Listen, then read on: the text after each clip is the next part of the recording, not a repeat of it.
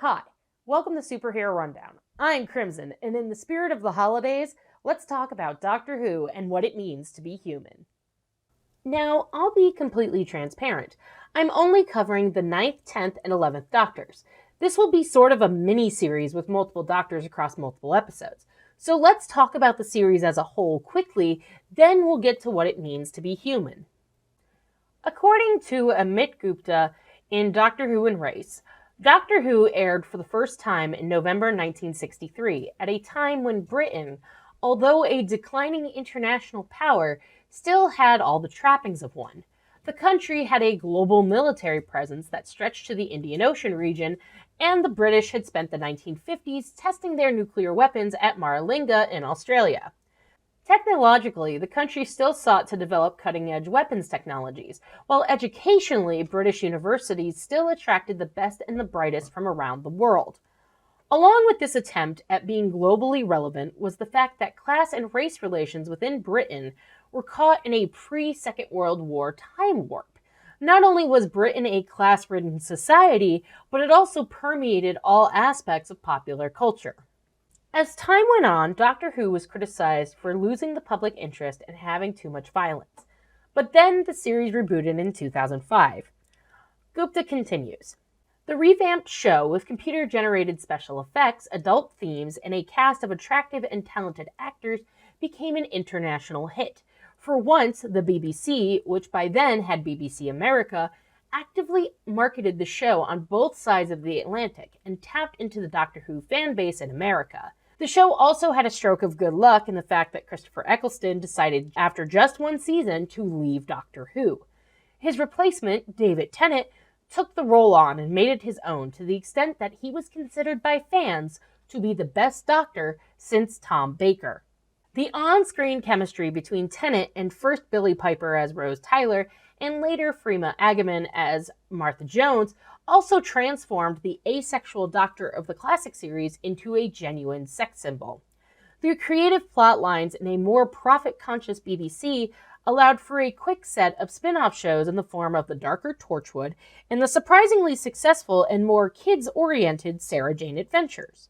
An attempt was even made in Australia to generate an independent K9 franchise, using the catchy subtitle, Who's a Good Dog?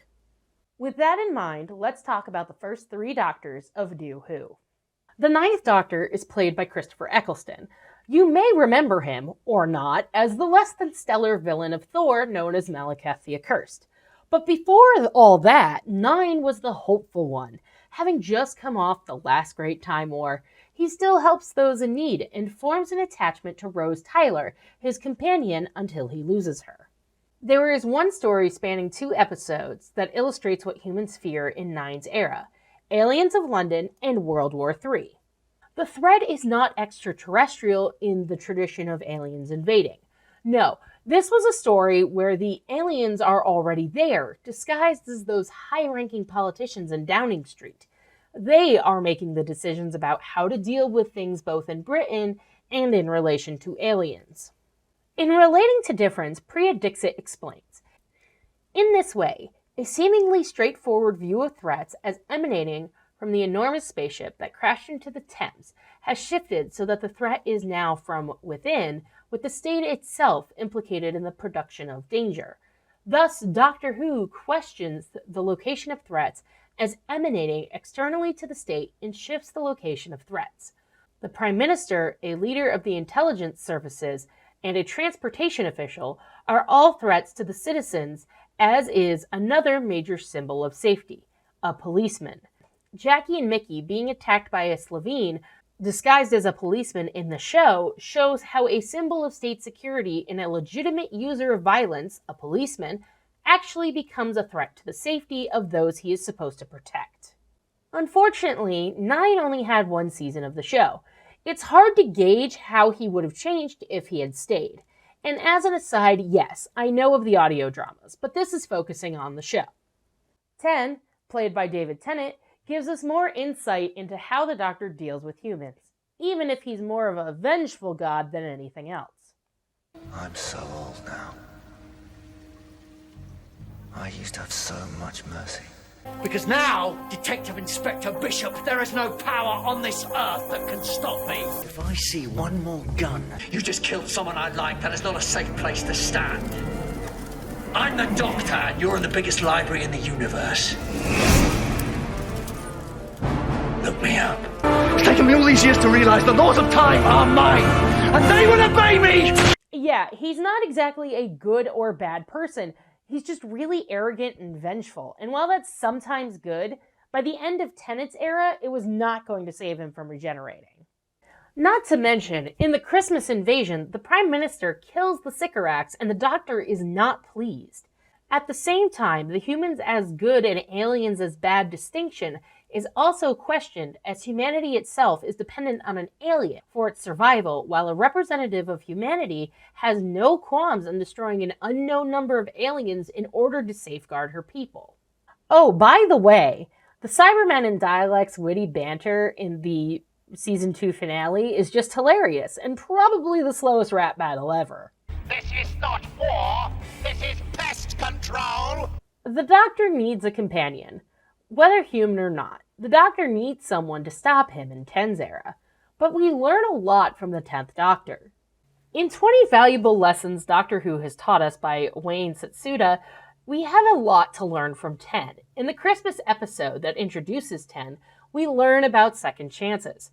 While the lesson here isn't to necessarily not give a second chance, it's more that he gave them a chance of repentance to begin with. Everyone makes mistakes, sometimes major ones, and thus everyone deserves a chance to make things right. The second, third, fifth chance after that, well, that's up to the person giving the chances, but everyone deserves at least the first one. The 10th Doctor regenerated into 11, played by Matt Smith, who is universally hated by my wife. 11 is definitely the most alien of the 3 Doctors. He just does things, leaves, shows up at the wrong time, steals clothes. This Doctor also gets angry very quickly. Do you know, in 900 years of time and space, I've never met anyone who wasn't important before. You gave me hope and then you took it away. That's enough to make anyone dangerous. God knows what it will do to me.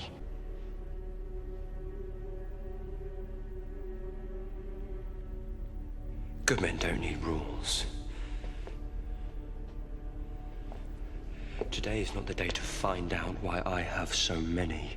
Today, I honor the victims first. His, the Masters, the Daleks, all the people who died because of my mercy. Some left me. Some got left behind. And some,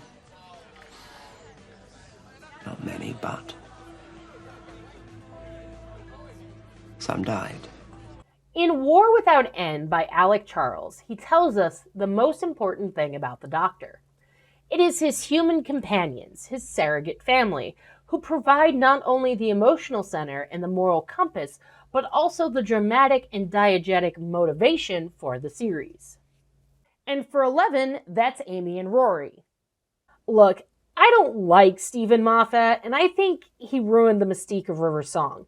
But 11 is a Doctor, and because of that, the humans around him are as important as the Doctor himself. He sacrifices a lot to save Amy. Rory goes anywhere Amy goes, and they die together by weeping angels.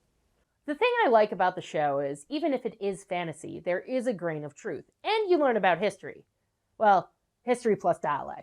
He's proud of being a Time Lord, even if that means the Time War and all the suffering that comes along with it. He drops tiny pieces of his past to some companions, but never enough to actually explain anything. We need the Doctor because their existence, their kindness, their belief in us makes it a little easier to be in the world. There aren't many fictional figures who fill that need, who offer that manner of comfort, and certainly not with this longevity. Regeneration gives Doctor Who fans the greatest gift of all. There will always be a Doctor here for us, or at least, there can be. That 16-year hiatus where the Doctor didn't appear on television seems cruel in retrospect.